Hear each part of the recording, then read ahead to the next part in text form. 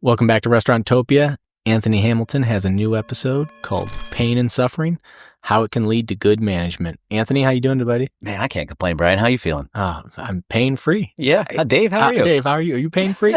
At the moment. Not really. Not really. I gotta be honest. Wait till the adrenaline wears off. That shin bone to get going. The little backstory for our listeners and viewers.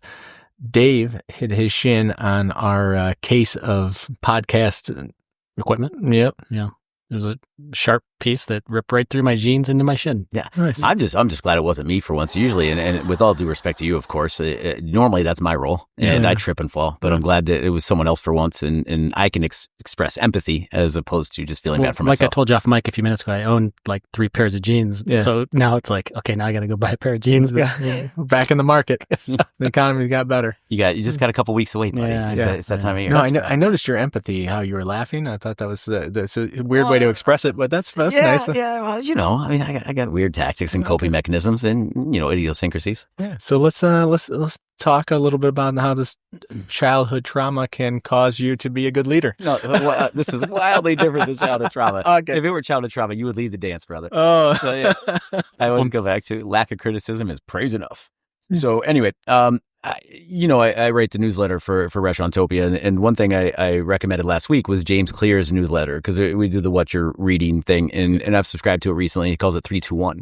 I'm not gonna, it's just a different format, but he recommended a book in there. And the book is called Don't Believe Everything You Think, by a fella named Joseph Nguyen. And so I just got my copy and I started rifling through the first couple pages, and it talks about this Buddhist parable, and it's called the 2 arrows. Have you ever heard of this? No. So what's weird about this, and it's Dave, you and I both have really tried to lead a life of stoicism to a degree, and I know neither one of us completely dive into it, but I know you read almost daily probably on stoicism, and you practice stoicism, and I do the same thing. And I just want to be level, and I want to make sure that I make good judgments in life, and it renders me a happy person. So this parable is in line with stoicism and yoga and all the other stuff that we do and read. Mm-hmm. But it's the 2 arrows. The first arrow is pain, right? You feel that first arrow, it's pain. There's nothing you can do about it. It's there. You experience the pain. The next arrow that hits you is suffering. That arrow is optional. You don't have to feel that arrow if you don't want to. And I put the book down after like a page, because I'm like, damn, I'm done with the book already. I got what I wanted out of it, right? So with any good book I read or recommend, it's always the hope is to get 1 or 2 nuggets out of it, right?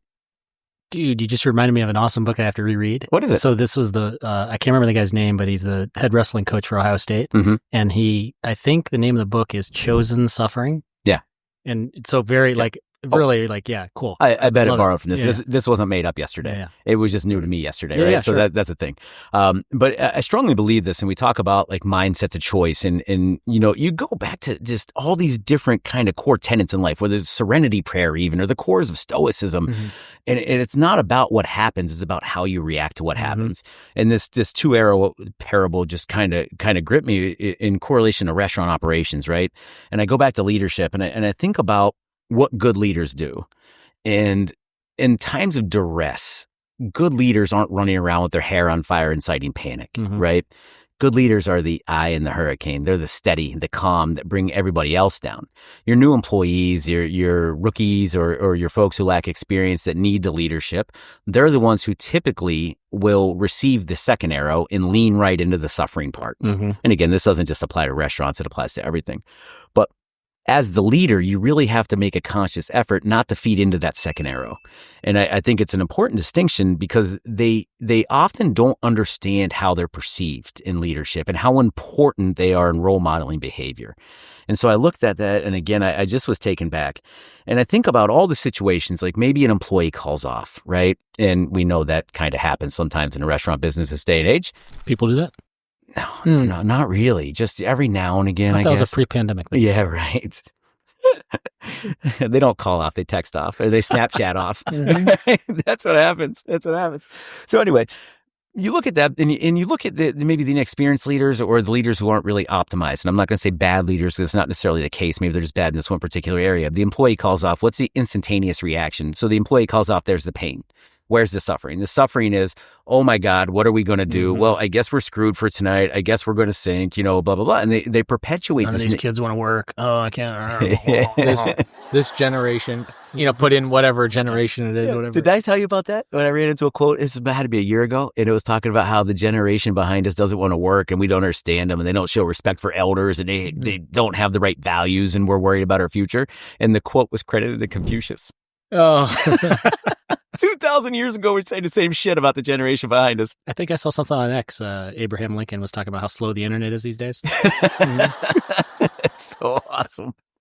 So anyway, the second arrow of suffering, I think, is really, really important. And Dave, it goes back to think like a monk too, and we talked about, and I'm going to drop a pro tip right now. Let's go. So in that book, Think Like a Monk, there was the nugget I got out of that was the question why. And so you have the stimulus, which would be the first arrow.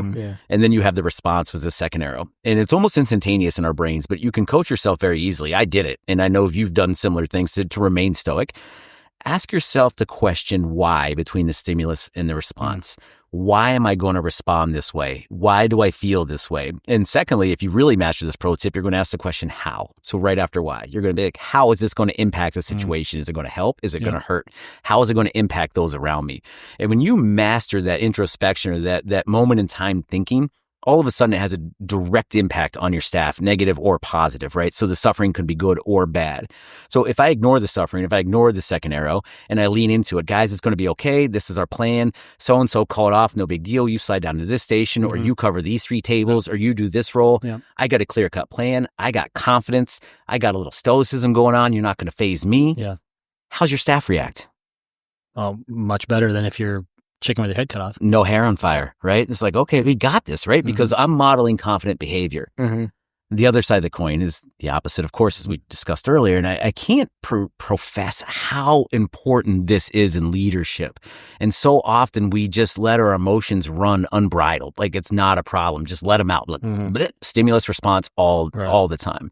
I think the people who have really mastered it, if you go back to your mentors or the most prolific leaders you've had in your upbringing, they were most likely very steady.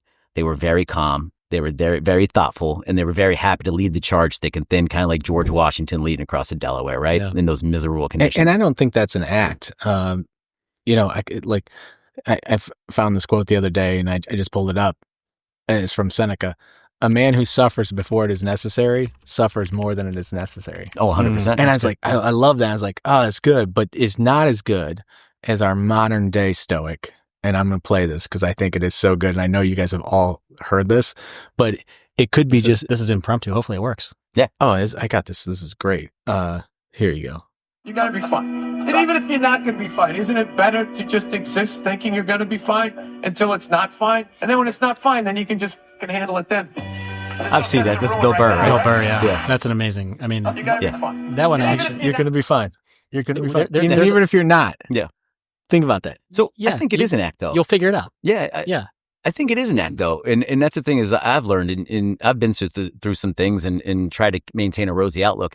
It's almost like you just have to convince yourself things are going to be fine. And truth be told, they probably are going to be fine. No, how many things have you been through? Like you talked about at the beginning, and it was a little jokingly of like, well, you're not living if there's no pain. Like, and I know like we're yucking it up a little bit, but like seriously though, like you rarely learn anything when it's easy. Sure. Oh, so true. There's no lessons. I go back to sweet and sour chicken.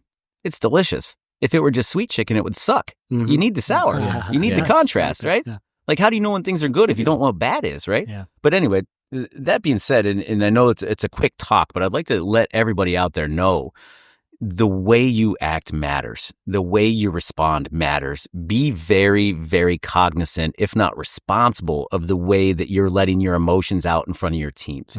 Go into the walk-in and punch the box of lard or kick the bucket of pickles. Do whatever you got to do. Don't let your team see it. Yeah. You got to be the eye of the hurricane for them. You got to be the calm in the storm. If you want to be an effective leader, that's the best way out of it. Yeah. I'd say it goes back to living in the moment and let that be a catalyst for change. Yeah. Let that pain wash over you. I was reading this book. I'm reading 3 books this month, same 3 books that I got you. Very insightful. However, it was talking about venting.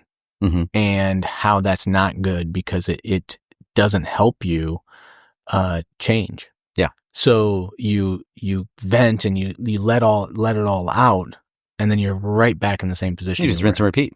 Yeah. And then, and also the venting, like you're repeating the experience. Yeah. You're allowing the experience to create something inside of you, because you're just like rehearsing it over and over. Yeah. There's some wisdom in that. Yeah. And it goes to talk therapy and these different things. And I'm a big proponent of therapy and those sorts of things. We're doing it right now. No, I know. This is very therapeutic. I'm just, at some day in the future, AI will, analyze me and tell all my idiosyncrasies and all the things that I have wrong with me. Half of our listeners are on the couch while they're listening to this. Yeah, no. My wife tells me every day I don't need AI. You're blessed. Hashtag blessed. But we get into this kind of trap of ourselves of wanting to numb ourselves, whether it's with an alcohol or whether it's with complaining or whatever thing that we do. Bitterness, just enjoy the pain. Yeah. Also, it's the cold plunge, it's yoga, it's all those things. If you can learn to lean into that and to your point, be mindful and embrace what it is. God, I'm lucky to be alive to even feel this. It's being very present. My worst day is someone else's wildest dreams. Yeah. Funny. And no matter where you're at, like if you got up today, that person in the hospital would love to be where you're at right now. Yeah. So why are you complaining? Because that perspective is there's snow on the ground outside, or for whatever reason it's an ice storm today. Like I don't know why that happened. I must say something like that of that ilk to myself no less than 50 times a day. Because I get lost in the sauce and I'm gritting my teeth and I'm driving down the road and I'm frustrated. It's like, thank God you have the opportunity to be frustrated. Yeah. Look at that sky. It's beautiful. Those little reminders help tremendously. Yeah, but that takes a lot of work. I don't want this to sound like this is so easy and like Brian and Dave and Anthony, we got this figured out and we're so stoic and like this is real work to stop and going to think the gym differently and the whole thing. And I want to go back to something. You did a great job of it, but I want to double down on what you said earlier. Okay. The pause. And you said stop and ask why. I would say like it's even easier than that. Learn how to stop, pause.